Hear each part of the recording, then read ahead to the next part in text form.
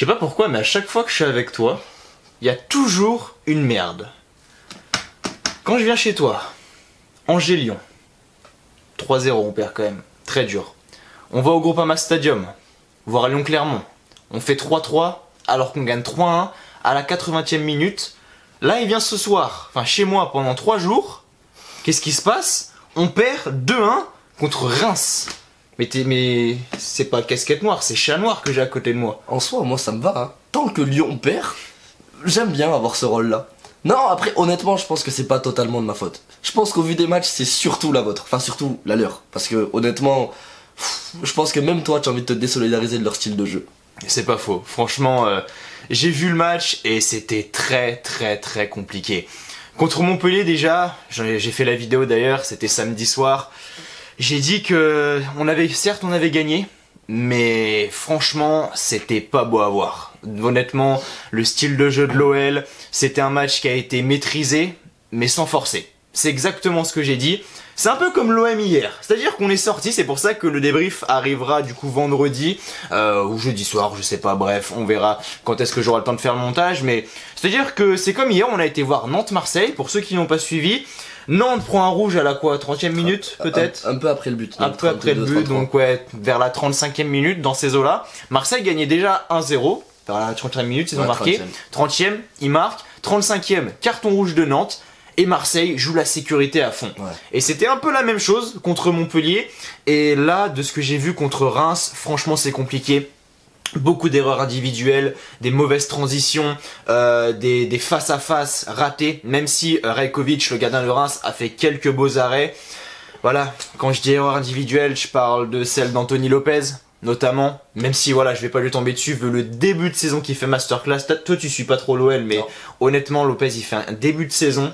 Bah écoute, moi je l'ai vu donc en étant au stade pour Montpellier-Lyon, et pour moi sans Lopez déjà il n'y a pas le même résultat, parce que quand il est donc j'étais derrière les cages du côté de Montpellier, quand il est de ce côté, il intervient sur tous les centres, il intervient sur toutes les frappes et il est vraiment présent. Donc s'il fait ça à tous les matchs, je juge que c'est l'homme de la situation pour Lyon, et vraiment je pense que Lyon a vraiment besoin d'un rempart derrière, étant donné que ça pêche un peu plus dans le champ, on va dire. C'est ça, et tu parles de rempart, mais moi ce qui m'inquiète c'est l'irrégularité à Lyon. Et c'est pas comme si c'était la première année, c'est pas comme si on se faisait baiser pour la première fois. C'était, avec Genesio c'était le cas, avec Rudy Garcia c'était le cas, et là ça recommence avec Peter Bosz. Donc où est le problème? Parce que comme je disais à Liam il y a quelques instants, et j'ai une stat sous les yeux, et je vais vous la lire, 22% des buts marqués dans le temps additionnel en Ligue 1 cette saison l'ont été contre Lyon. Vous vous rendez compte, c'est presque le quart. Le quart des buts marqués dans le temps additionnel en Ligue 1, c'est contre Lyon. C'est impressionnant. Bah ça montre vraiment le problème lyonnais. Parce que comme je disais, en ayant vu surtout la deuxième mi-temps vraiment, de toute façon la première mi-temps il n'y a vraiment pas grand chose à dire. Vraiment il y a eu une seule action, c'était la combinaison assez sympathique avec Paqueta ou Oussem Aouar. Voilà, combinaison assez sympathique, il me semble que c'est Oussem Aouar qui frappe, ou alors c'est Paqueta, je sais plus, mais bref, c'était vraiment la seule combinaison que j'ai retenue, avec Guimarães qui a énormément mouillé le maillot en première mi-temps, mais sinon il y a peu eu d'occasion de part et d'autre, donc franchement, la première mi-temps c'est vraiment ce qu'il ne faut absolument pas retenir, parce que c'était vraiment très vide. Le match s'est joué sous 45 minutes, et ça s'est vu ne serait-ce qu'au résultat, parce qu'il y a 0-0 à la mi-temps, 2-1 à la fin, et honnêtement ce que je voulais dire justement, c'est qu'on voit le problème, parce que sur la deuxième partie de la seconde mi-temps, c'est vraiment... Reims a le pied sur le ballon et Lyon court, mais crée des espaces monumentaux. C'est-à-dire qu'il y a des trucs qui ne se font même pas. Et je pense que ces espaces ils se sont créés parce qu'ils se sont dit on veut la victoire. C'est simple, on rembobine un petit peu.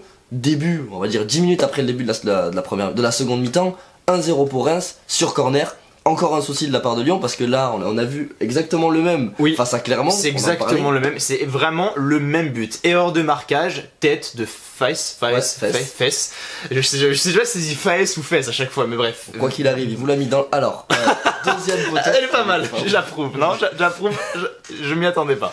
Il la met second poteau, petit filet, Lopez est battu malheureusement, mais là encore une fois c'est une erreur de la défense, erreur de marquage, comme il dit. Franchement il y a vraiment un gros souci sur ça. Derrière, Lyon va égaliser sur, pour moi, un manque de compétence de la part de Reims. Pourquoi? Parce que déjà, c'est Boateng qui monte.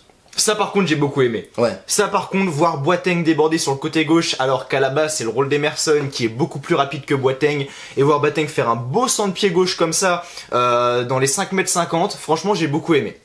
Et en plus de ça, on voit qu'il n'est pas suivi par l'attaquant gauche. Je sais même plus qui était censé être posté à ce moment-là. Carl Toko Ekambi. Ouais, bon, bah, pas étonnant du coup. C'est un centre millimétré de la part de Boateng, certes, mais on voit que la défense rémoise dans la surface ne bouge pas. Fess, encore lui, il attend. Derrière, on en a un juste avant qui attend aussi. Rajkovic se met un peu en avant, mais il va pas sur le ballon, il hésite.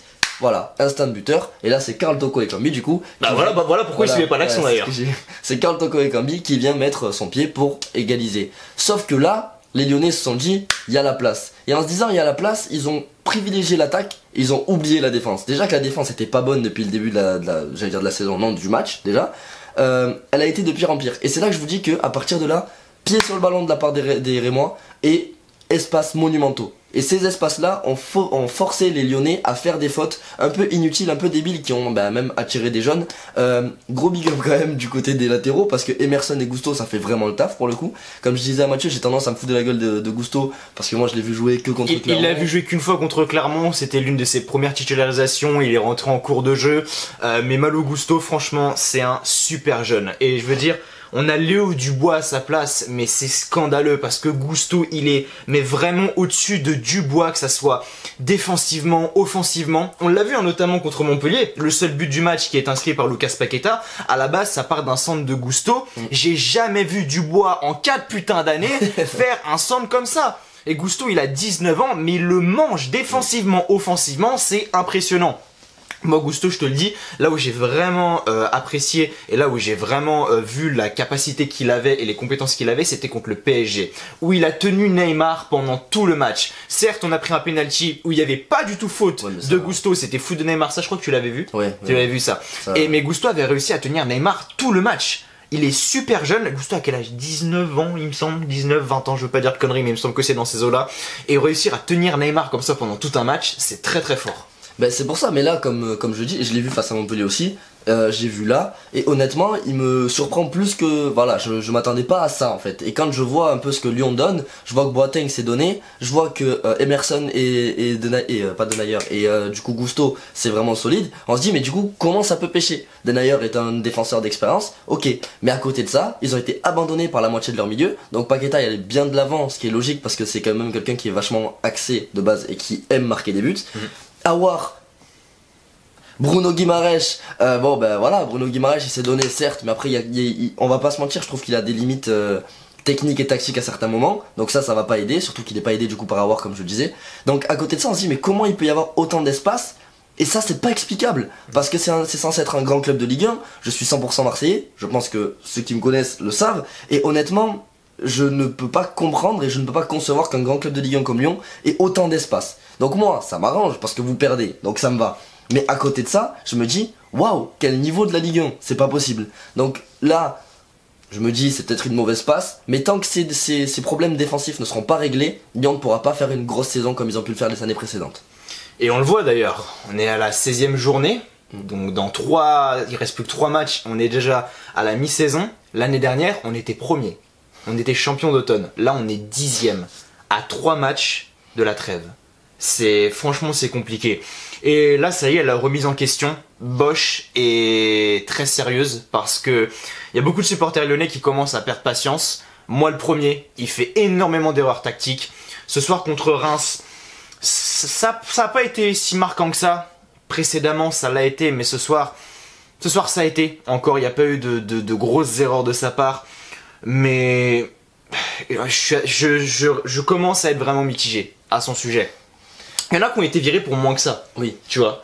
Mais après, je pense que c'est justement pour ça qu'il est toujours là. Parce qu'il y en a tellement qui ont été virés alors qu'ils faisaient du bon taf, Genesio notamment, même si voilà, que au final on se dit ouais mais viens on lui laisse sa chance. Et je pense que le fait d'avoir viré trop vite Genesio, d'avoir viré Rudy Garcia, Rudy Garcia est parti de lui-même. Il est parti de lui-même. Ouais bon il a quand même été poussé vers un portier.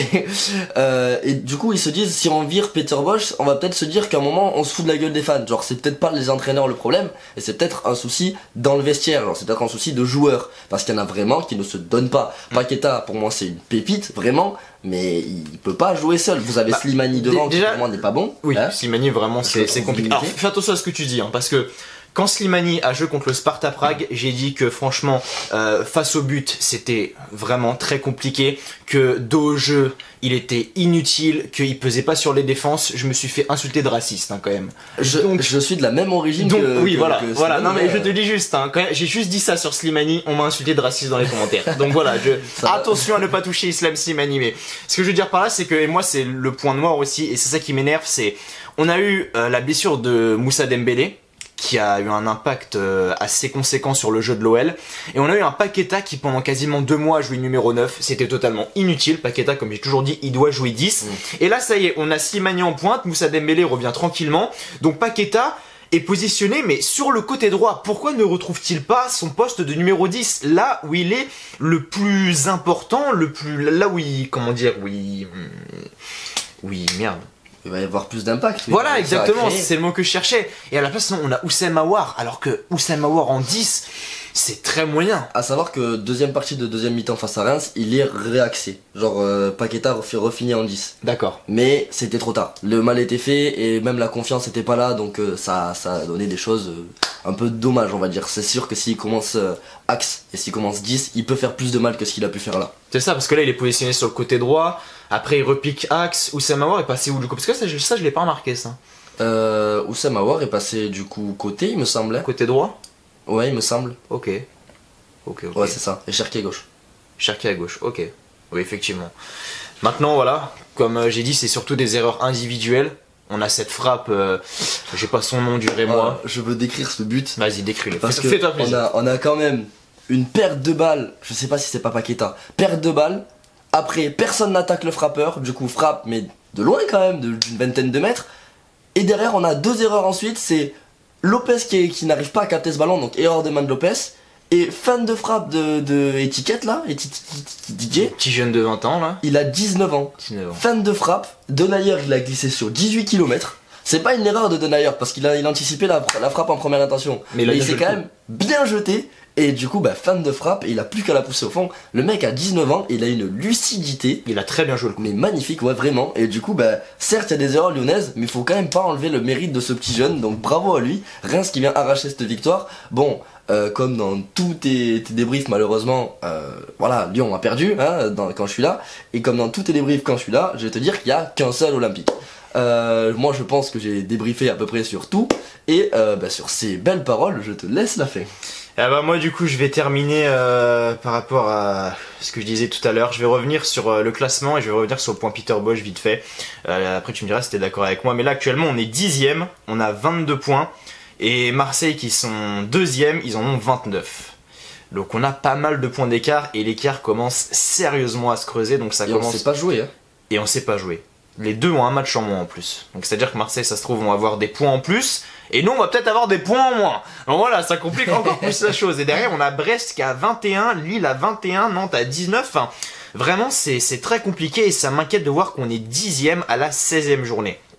Après je reviens par rapport au point Peter Bosz parce que je suis assez mitigé dans le sens où pour moi j'ai une confiance en lui. C'est-à-dire que j'ai vu qu'il a fait de très belles choses à l'Ajax, mais ça a mis du temps à se mettre en place. Je me dis que c'est peut-être la même chose avec l'OL finalement. Parce que quand tu regardes, sur le plan européen, on a tout écrasé. En même temps, effectivement, comme tu peux le dire, on a joué contre des pingouins.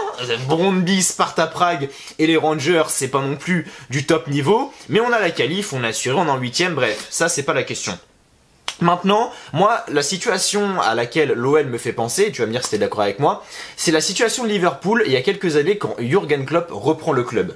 Liverpool a énormément de mal à jouer l'Europe, ils sont à chaque fois 7ème, 8ème de Première Ligue. Jürgen Klopp arrive, il met son projet en place, ça met pas 1 an, ça met pas 2 ans, ça met 3 ans avant que Liverpool, on se dise « Waouh, c'est solide ». Et 1 an après, ils font finale de LDC. Et l'année d'après, ils gagnent la LDC. Et en fait, ça a mis 5 ans, Liverpool, à se construire. Donc, est-ce que le projet de Peter Bosz me fait énormément penser à Liverpool. On est un peu dans la même situation, c'est-à-dire que depuis plusieurs saisons, on n'arrive plus à se qualifier directement en Ligue des Champions. Alors, l'année dernière, enfin, il y a 2 saisons, Il y avait le Covid, mais bon, on était quand même 7ème. Là, on est actuellement 10ème. Ça me fait penser à la situation de Liverpool, en fait. Je sais pas si t'es d'accord avec moi, où justement, ça va peut-être mettre plusieurs années à se construire, mais quand ça sera fait et quand ça y est, ça sera mis en place, on se dira waouh, Lyon c'est fort et ça peut faire quelque chose de gros en Ligue des Champions, même si on a quand même fait un parcours assez sympathique l'année dernière, en 2020. Après, le truc avec Liverpool, c'est que certes, ça s'est pas fait rapidement. Ça s'est fait du coup avec, allez, on va dire 3 ans avant que l'équipe soit vraiment imposante. Oui, voilà, c'est ça. Ça a mis 3 ans. Parce qu'en PL, ils sont quand même imposants au bout de 3 ans. Voilà. Mais en fait, ça a mis 3 ans. Moi, on se dise, waouh, Liverpool, c'est costaud, ouais. c'est fort. Mais ça commençait à recruter. Ça faisait des paris sur des jeunes joueurs. Ça essayait de jouer différemment de ce que ça pouvait jouer, etc. Là, par contre, on a eu 3 recrues, je crois. Shaqiri, Boateng et Emerson. Des joueurs qui ont déjà. Et Da Silva, ça va aussi à Enrique. Enrique Silva, mais vas-y, le compte pas. Personne, tu l'as dit, Emerson? Ouais. Bah, c'est bon. Donc les 4, ce sont des joueurs déjà d'expérience. Et c'est là que je vois la différence, c'est parce que Liverpool misait sur l'avenir et Lyon mise sur le présent. Parce que si on prend des joueurs de cet âge-là, avec tant d'expérience, c'est qu'on mise sur le présent. Et on voit que le projet dans le présent, il patauge un peu, il a du mal à démarrer. Parce que c'est quand même Boateng, un des anciens meilleurs défenseurs du monde, faut pas se mentir. Genre à l'époque où le Bayern écrasait tout, pour moi c'était un des meilleurs défenseurs du monde. Emerson, il a prouvé sa valeur en Ligue 1, mais il est très bon, mais après il est pas non plus extrêmement jeune. Da Silva, j'ai eu peur du chat, à 34 ans, et il était à Rennes. Certes il est lyonnais de base, mais bon il arrive un peu comme un cheveu sur la soupe là. Et Shaqiri, bah, c'est vraiment un ailier pour l'expérience. Bah parce que Shaqiri depuis le début de la saison c'est compliqué quand même hein. Mais ouais non mais je suis tout à fait d'accord avec toi. Du coup pour moi c'est quand même un projet pas un projet d'avenir, un projet vraiment pour le présent. Et c'est pour ça en fait que je pense les supporters lyonnais puristes on va dire doivent pas comprendre, parce qu'on leur dit ouais vous inquiétez pas ça arrive, sauf que quand on regarde un peu le mercato et les résultats actuels, bah il y a une contradiction et on se dit bah ça arrive ok, mais nous on veut pas un projet sur l'avenir, on veut maintenant, on veut quelque chose, on veut pas se retrouver 10ème et ne pas jouer d'Europe en fin de saison. Et ça je me mets à votre place, parce que nous on joue souvent l'Europe hein, même si on a de moins bonnes stats que vous en termes d'Europe ces dernières années, on joue souvent l'Europe, et je sais que si on ne joue pas l'Europe, ne serait-ce qu'une année, même si le projet va mettre du temps à se développer, eh ben on serait pas content, on serait contre contre ce projet-là. Ouais, c'est vrai, non, ce qu'il a dit c'est totalement vrai, et c'est bien d'avoir un avis externe, parce que généralement sur les vidéos vous avez toujours mon avis, mon analyse, etc. Et là c'est bien d'avoir un avis extérieur d'un supporter qui n'est pas lyonnais, même tout l'inverse d'ailleurs, ça c'est le cas de le dire. Je vous déteste hein. Je sais très bien, je sais très bien. Mais voilà, du coup c'est bien d'avoir un avis extérieur, et puis voilà, ça change, c'est un petit débrief qui a changé. Maintenant voilà, prochain match c'est ce week-end face à Bordeaux. Je vais le voir, je serai présent au Matmut Atlantique et j'espère une victoire. On va parler de Bordeaux quand même. Vraiment, ce club assez scandaleux. Hein. S'il y a une défaite de Lyon à Bordeaux, je fais une vidéo dédiée à toi, d'accord ? Voilà. S'il y a une défaite s'il y a une défaite de Lyon face à Bordeaux, parce que vraiment Bordeaux c'est impossible d'aller perdre. Les 2 derniers matchs, ils gagnent 1-0, ils perdent 2-1 et 5-2. Oui. Donc bon, c'est impossible. Si vous perdez, elle est pour toi. Voilà, ça marche. Bah si vous voulez aller voir, Sorbald, voilà. Le lien sera dans la description, je le mettrai dans la description de toute manière. Mais voilà, bah du coup c'était sympa de faire ce débrief avec toi, d'avoir un avis extérieur par rapport à ce match-là. Lyon-Reims qui a pas été, voilà, c'est pas un match mémorable de toute façon. Première mi-temps catastrophique, deuxième mi-temps assez compliqué également. Mais voilà, ça m'a fait plaisir de faire ce petit débrief. Du coup, bah merci à toi. Bah merci à toi. Et puis nous, du coup, bah on se retrouve comme je l'ai dit lundi, je pense, soit pour un débrief. Je sais pas encore si je vais faire un débrief ou si je fais un vlog pour Bordeaux-Lyon. J'en ai aucune idée, mais en tout cas, ce qui est sûr, c'est qu'une vidéo arrivera lundi. Là, j'avais dit jeudi matin, mais quand j'ai vu à l'heure à laquelle on est rentré, à l'heure à laquelle je commençais, parce qu'il faut savoir que on est rentré de la Beaujoire à minuit et quelques chez moi. Enfin, déjà, le match est terminé à 23h. On est rentré chez moi à minuit et quelques. Je me suis levé à 3h du matin pour aller au taf. Et là, je terminais il y a pas si longtemps que ça, et là on tourne le débrief. Dans la journée, on a marché 18 km aussi. Hein. Donc aussi, oui, donc voilà, ça y joue énormément, mais du coup voilà, c'était vraiment sympa. Donc merci Liam, et puis du coup on se retrouve bien lundi pour une nouvelle vidéo sur la chaîne. N'oubliez pas de vous abonner avant de partir, de mettre le petit like, le petit pouce bleu. Portez-vous bien, prenez soin de vous, et je vous souhaite comme toujours que du bonheur, que des bonnes choses. Allez, ciao, bye bye. Ciao.